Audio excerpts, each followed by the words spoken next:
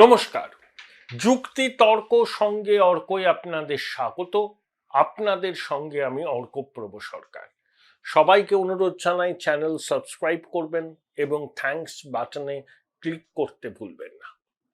নির্বাচনের আগে একটা বড় চমক দিল বিজেপি। বিশেষ করে উত্তরবঙ্গের ক্ষেত্রে এটা খুবই একটা বড় অভিঘাত তৈরি করবে। এই যে অনন্ত মহারাজ, যিনি বিজেপির টিকিটে রাজ্যসভায় গিয়েছিলেন, কিন্তু 2024 লোকসভা নির্বাচনে কুচবিহার আসনে নিশীথ প্রামাণিকের হারের পিছনে অনন্ত মহারাজের ভূমিকা আছে। তিনি রাজবংশী সমাজের একটা ক্ষুদ্র অংশের নেতা, কিন্তু কতগুলো বিধানসভা কেন্দ্রে তার প্রভাব আছে। সম্প্রতি বঙ্গবিভূষণ সম্মানে সম্মানিত হয়েছেন তিনি। সেখানেই তিনি বলেছিলেন বিজেপি উত্তরবঙ্গের জন্য কিছু করেননি। একসময় অসমের মুখ্যমন্ত্রী হেমন্ত বিশ্ব শর্মার আশ্রয়ে ছিলেন। উত্তরবঙ্গে কুচবিহার জলপাইগুড়িতে মোদিজি অমিত শাহের সভা হলে অনন্ত মহারাজ তার সমর্থকদের এই সভায় যোগ দেওয়ার জন্য নির্দেশ দিতেন। তিনি মহারাজ, তিনি নির্দেশ দিতেই পারেন। সম্প্রতি অনন্ত মহারাজের কাজকর্ম নিয়ে গেরুয়া শিবিরের মধ্যে বিভ্রান্তি ছড়িয়েছিল। তিনি একদিকে মুখ্যমন্ত্রীর কাছ থেকে বঙ্গবিভূষণ নিচ্ছেন, বিজেপির বিরুদ্ধে কথা বলছেন, আবার 22শে মার্চ যখন শিলিগুড়িতে বিজেপির একটা গুরুত্বপূর্ণ বৈঠক হলো, সেখানে আবার অনন্ত মহারাজ উপস্থিত ছিলেন। আসলে জল মাপছিলেন দুদিকেই। জুন মাসে 2024 মনে আছে আপনাদের, মুখ্যমন্ত্রী কুচবিহারে গিয়ে অনন্ত মহারাজের সঙ্গে একান্তে দেখা করলেন। অর্থাৎ কুচবিহার আসনটি তৃণমূলের হাতে তুলে দেওয়ার জন্য মুখ্যমন্ত্রী কৃতজ্ঞতা প্রকাশ করতে অনন্ত মহারাজের কাছে গিয়েছিলেন।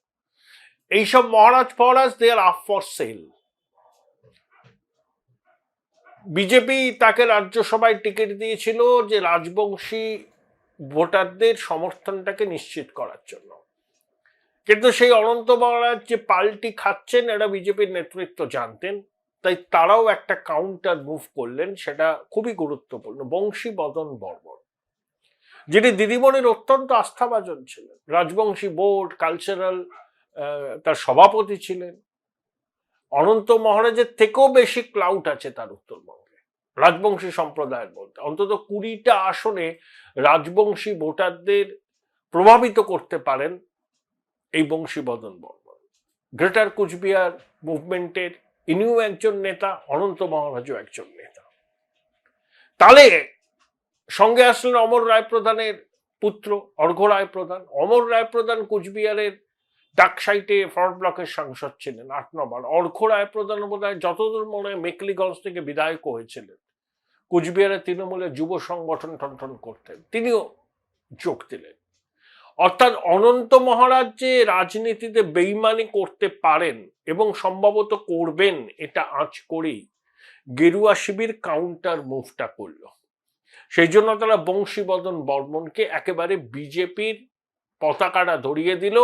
সেই জন্য 24শে মার্চ দলীয় দপ্তরে শুভেন্দু অধিকারী, শ্রমিক ভট্টাচার্যের উপস্থিতিতে বংশীবদন বিজেপির পতাকাটা হাতে নিলেন।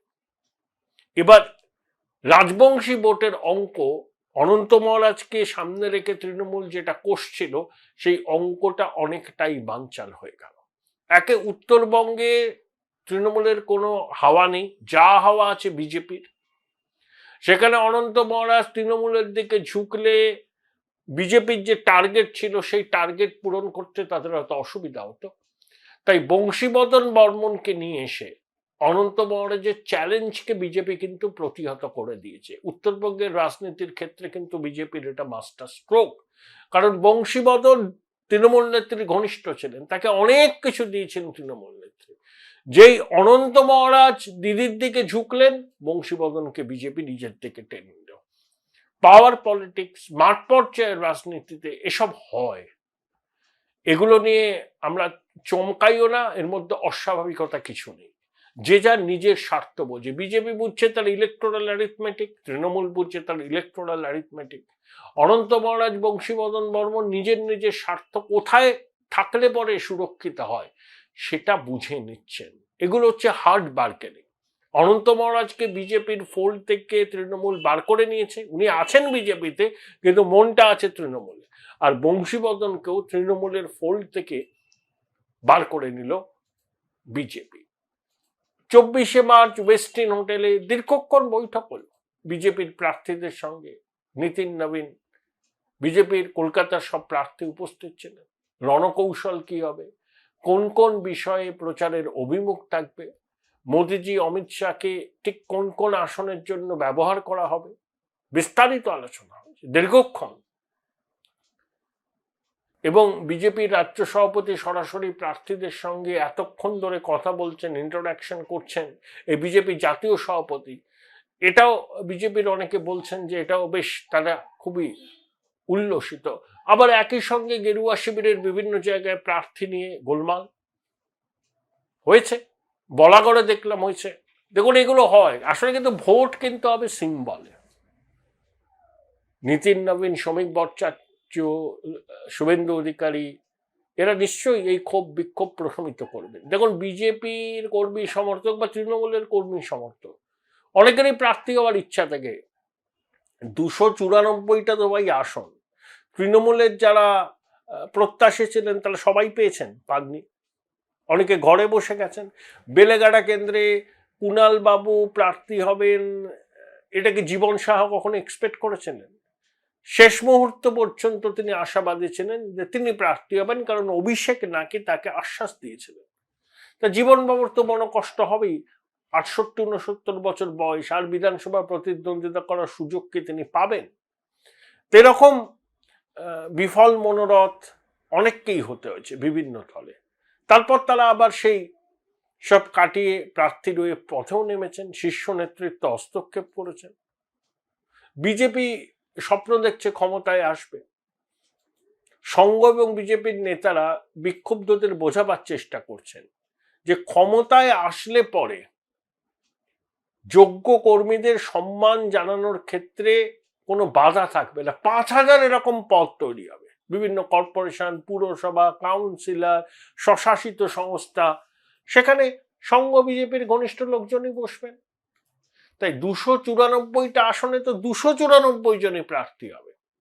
এবং প্রার্থী তালিকা তৈরি করার ক্ষেত্রে পেশাদারী সংস্থা, মণ্ডল এবং বিজেপির কেন্দ্রীয় নেতৃত্ব নানা এবং সংঘের অনুমোদন বহু ক্ষেত্রে এবার নির্ণায়ক ভূমিকা নিয়েছে।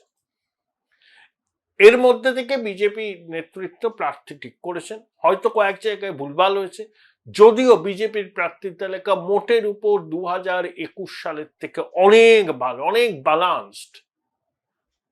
এবং বিজেপির পুরনো কর্মীদের, সংঘের ঘনিষ্ঠ মানুষদেরই বেশি করে প্রার্থী করা হয়েছে। তা সত্ত্বেও ক্ষোভ বিক্ষোভ আছে, সব দলেই থাকে।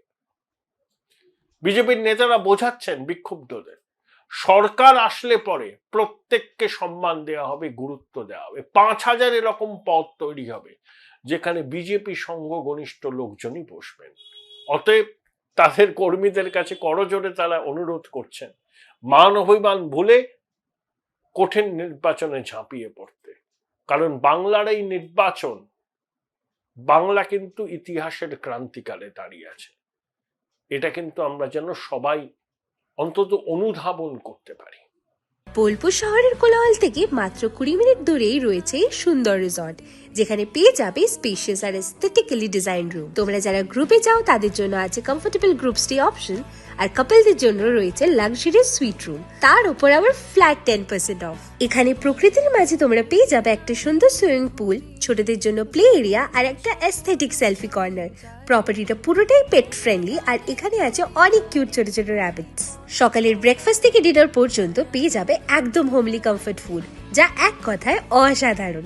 বেঙ্গলি কুইজাইনের সাথে সাথে পেয়ে যাবে চাইনিজ আর নর্থ ইন্ডিয়ান অপশন। বিকেলে বনফায়ারের আলো, বন্ধুদের সাথে আড্ডা আর খোলা আকাশের নিচে গ্রাম বাংলার হাওয়া, পুরোটাই এক অপরূপ অনুভব। তাহলে বলো তোমরা কবে প্ল্যান করছো এই পিসফুল এসকেপটা? And don't forget to follow Miss Cupcake for more such travel updates.